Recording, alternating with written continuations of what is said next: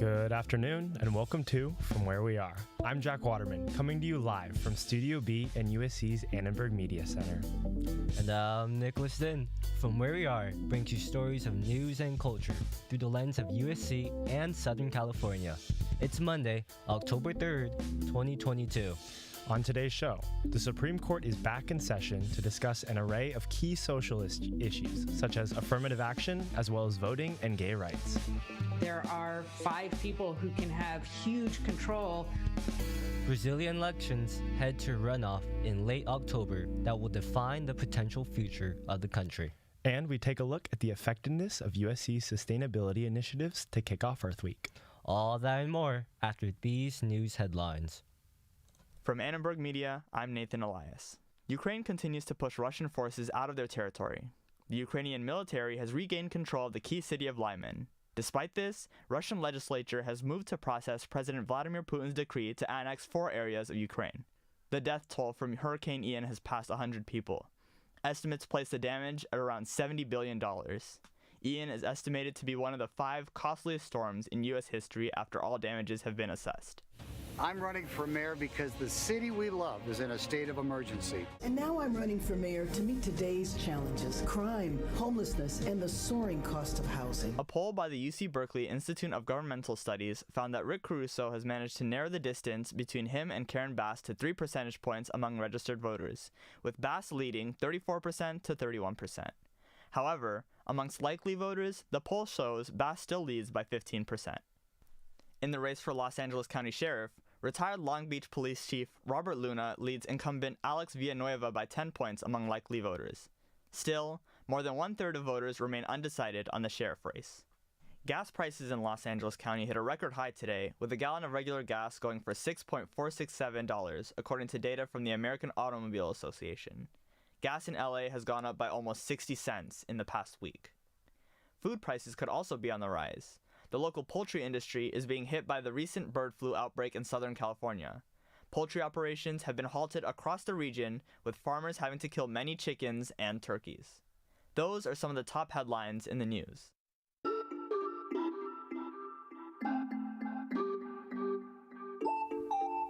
Welcome back to From Where We Are. If you'd like more information on the upcoming mayoral race, then be sure to check out ATVN, Annenberg's live TV show. I'm Jack Waterman. And I'm Nicholas Din. Hot issues and controversial topics are up for debate. The U.S. Supreme Court is back in session after the polarizing overturn of Roe v. Wade. With newly elected Ketanji Brown Jackson, the Supreme Court of the United States will discuss issues ranging from gay rights to affirmative action to voting laws.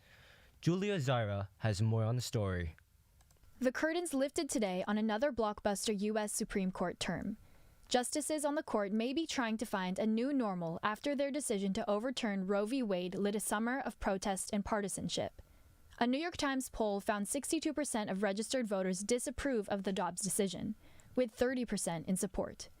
Opposition is even stronger among women. Adam Winkler teaches law at UCLA. The Supreme Court is moving in a very severe rightward direction, and on many issues, out of line with the American people. Looking ahead to the new term, the justices will hear a flurry of consequential cases. These include Moore v. Harper, which will debate state authority in federal elections, Merrill v. Milligan, which deals with racial gerrymandering, and Students for Fair Admissions v. Harvard. That one could impact university admissions processes, says Jessica Levinson. She teaches constitutional law at LMU. There's also a big question about affirmative action and whether or not the Supreme Court will allow colleges and universities to consider race as a factor when it's making admissions decisions. The new term is the first for the first African-American woman on the U.S. Supreme Court, Justice Ketanji Brown Jackson. Jackson replaced a fellow liberal justice, so her votes may not change many Supreme Court decisions. But her influence will be felt, says UCLA law professor Adam Winkler. It is possible that through her persuasive power, she may make an impact, perhaps, in how the court writes its decision ending race-based affirmative action, because of her own experience as a racial minority and as someone who's experienced racial discrimination. But that influence is likely to only be marginal. Though SCOTUS may appear far removed from the average Joe, Winkler believes that the cases on the table are relevant to all Americans. I think everyone should care about the Supreme Court decisions because they do fundamentally reshape the law. And we all live in a society governed by law. In the context of the Dobbs decision, LMU's Levinson echoes this sentiment. So I think some people certainly will pay more attention to the Supreme Court now, understanding that there are 5 people who can have huge control over our lives. The new term opens as trust in the Supreme Court and its job approval ratings are at historic lows. In a recent Gallup poll, for the first time, just under half of Americans expressed trust in the Supreme Court. For Annenberg Media, I'm Julia Zara.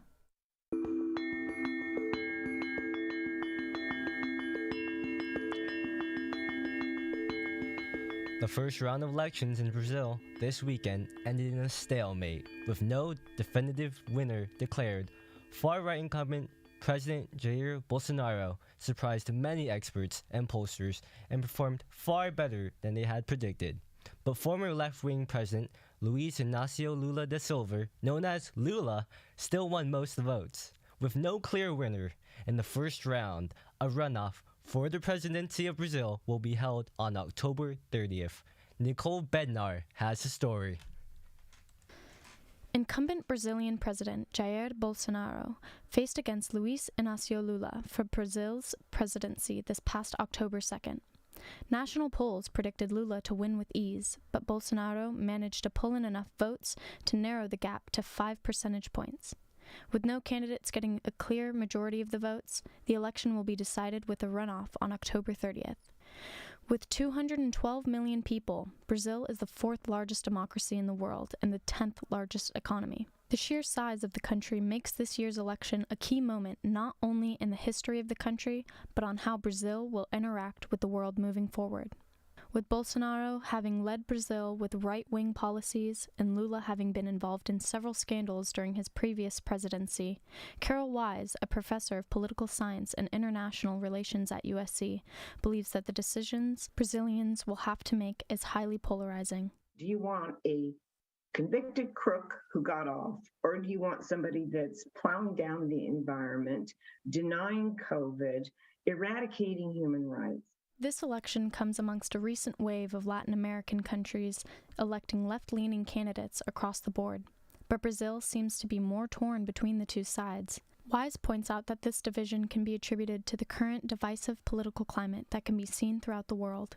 Brazil's problems are not unique in the region, but unfortunately, I see this as the country that has been most influenced at the elite level by Trumpism. And it's really sad.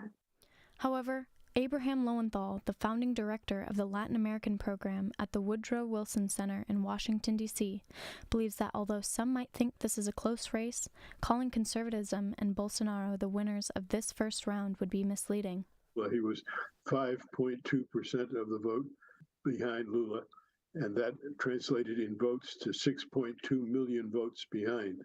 So it's not like he was on his coattails. I mean, he lost decisively in this round. On the other hand, Lowenthal believes that if Lula and the Liberals achieve victory on October 30th, that doesn't mean that liberalism in Latin America is a uniform, homogeneous bloc. I think that would be an overreading of the situation now. I think each of these countries is different, and each of these leftist-oriented parties and politicians are different. However, regardless of the polarizing discussions surrounding these topics, the people that are impacted the most are Brazilians, most importantly, the lower income classes. Brazil is a very unequal country, replete of inequality. João Pedro Aguiar de Sousa is a Brazilian student at USC. And of course, always, no matter if the candidate's left, right, center, up or down, the people who are almost always impacted the most are people from lower socioeconomic classes, and that goes without a doubt. Lower income Brazilians would suffer the most from any violence, which some people are afraid of before the October 30th runoff. Both Brazilian candidates have their baggage. Rodrigo Biachini, a Brazilian USC student and member of Braça, believes people within the country are voting not for something, but against. It's really important to really go deep into the discussion and not be blinded by the A versus B narrative. Like it's either this or that, because in many situations, people would vote for Bolsonaro or for Lula because they don't want to see the other one. This is a sentiment that can be echoed in democracies around the world. For Annenberg Media, I'm Nicole Bednar.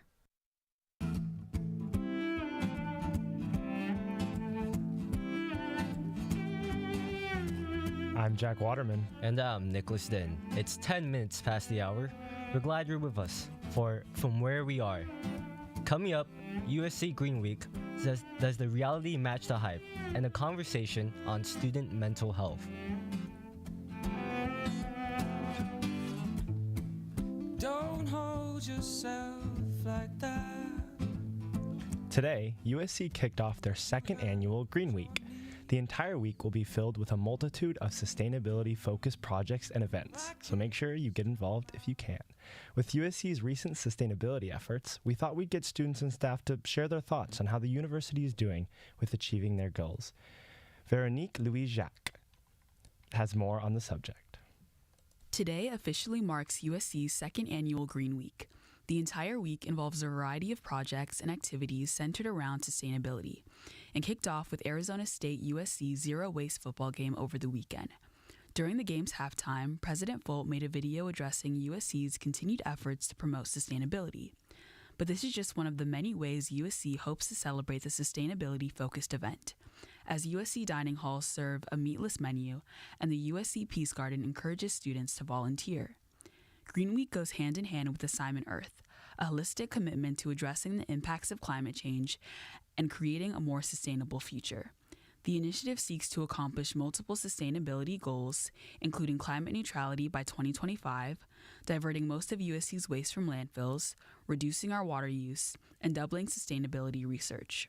Sarah Steinecker, chair of the Campus Infrastructure and Sustainability Committee, highlights working directly with the university's sustainability staff and commends the university's efforts. I do sit on the president's working group on sustainability, so I do get to see the presentations on it, and I'm very excited for what this university is going to be doing, because I think we are making a very big effort to make sustainability one of our core points, and I think the Assignment Earth project will help us get there.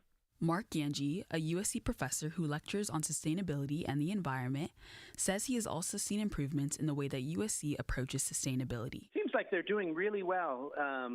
What happens is when let's say looking at the school's waste stream, which seems to be a big part of what they're doing, right? And just having those different containers and talking about it really brings it into the minds of everyone on the campus and will change behavior. Ganji also complimented USC's commitment to prioritizing sustainability in and out of the classroom, putting it at the forefront of the university's vision. Exactly what the school's doing to be more sustainable. It's how it's using that as a teaching tool and engaging, the minds of our school population. But despite these recent strides, students continue to have their criticisms. Connor Castillo, co-director of the Environmental Student Assembly, expressed his concerns. I'd say they are definitely putting in a lot of effort to reach net zero waste by 2028 to coincide with the Olympics. My only fear is that some of the goals that they put out are a bit too broad or general, and I think that the roadmap to get there for many who may not be within the opposite sustainability or who just may not know a ton about USC's goals, wouldn't really know how exactly we would get from point A, where we are now, to point B in 2028, where we're hopefully at net zero emissions. The university's sustainability is a priority. In an email sent out on Thursday, Mark Dalrymple, USC's Chief Sustainability Officer, made several announcements on sustainability efforts, including a postdoctoral fellowship program and a new sustainability data hub. As President Folt has said, we're all in this assignment together. For Annenberg Media, I'm Veronique Louis-Jacques.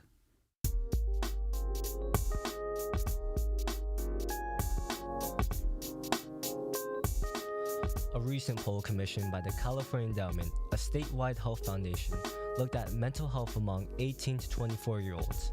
The poll found that more than 3/4 of young adults surveyed reported anxiety in the last year. more than half experienced depression, and 31% reported suicidal thinking. Meredith McCabe spoke with Annenberg Media's health and wellness editor, Alexandra Donovan, about mental well-being among college students. Here's what Alexandra had to say about the poll's sad revelations. Unfortunately, it's not really surprising. It's really difficult these times, especially with COVID. I feel like I didn't have a senior year, and I was just talking about this with my friend yesterday, and I lost prom and I lost all those things, but I was also really lonely and confused, and it put me in this really weird place where I wasn't a high schooler, but I also didn't feel like I was in college, and just kind of a lot of anxiety about going into my freshman or sophomore year, because it was my first time on campus. I didn't know anybody, and I wasn't living in the dorms, so I wasn't sure how I was going to make friends, if people had already made friends who were living near campus. So I had felt stress and anxiety from that, and just talking to my classmates honestly made me feel better, because I realized that everybody else was going through this too. We can look at ourselves and say, oh, we're not wearing masks anymore, but that doesn't change what happened, and maybe we're COVID clear for the moment, but I feel like we're all still feeling those symptoms. So outside of COVID, from your experiences just as a college student and a young adult, what else do you think could be contributing to this phenomenon of high incidences of mental illness? I think, I know it sounds really cliche, but social media has played a really big role in it. The false advertisement of what people's lives are looking like. And I even saw that when I was actually home before school started. I would watch people on campus hanging out, doing their own thing. And it's just not representative of reality and what was really happening. And I thought to myself, like, oh, I'm not enough. I don't have these things. I don't have this friend group. Meanwhile, these people are super happy. Meanwhile, that was just not the case. The poll also looked at kind of the solutions or lack thereof in place for people who are struggling with their mental health, and it said that nearly half of those who wanted to seek mental health care said that they had been unable to do so, and many attributed that to the lack of access or the expensive cost of it. So, what suggestions or tips do you have for people who might be struggling? I know speaking to a therapist or speaking to a psychologist, it's kind of scary for a lot of people, and they're like, am I going to get what I need? Is this stupid? Does this even work? I think I've had those thoughts myself, but I think putting yourself down on the list and just trying, especially because it's under USC, and just putting your name down and trying to get an appointment. They even have like small sessions where they're like 30 minutes, and you can just, it's like, I think they call it problem solving. I don't even think it's called a therapy session. And basically you can just sit down and talk about this one problem in your life, and just to get a taste of what it's like. I think that's super important. We also have a crisis management line for USC that you can call at any time if you need that direct access, because I know sometimes it's difficult to get an appointment at USC and just in general.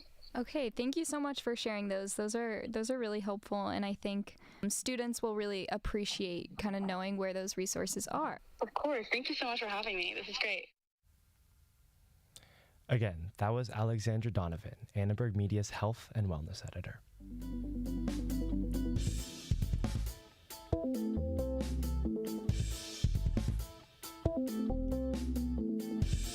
And that's all we have time for on today's From Where We Are. Valeria Diaz and Meredith McCabe produced today's show. As well, we had help from Jacob Wheeler, Annie Bang, Monica Esquivel, and Lori Carrillo, with headlines written by Nathan Elias. Derek Renfro composed our theme music. We are also streaming live on YouTube at Annenberg Radio News. Subscribe to From Where We Are, as well as ARN Stories on Apple Podcasts and Spotify. And don't forget to follow us on Instagram at Annenberg Radio. I'm Jack Waterman. And I'm Nicholas Din. For all of us at Annenberg Radio, wherever you are, we hope you'll join us again for From Where We Are. Gas prices are low or high. It's Green Week. Gotta walk to class, take a bike, right? Don't spend all your money.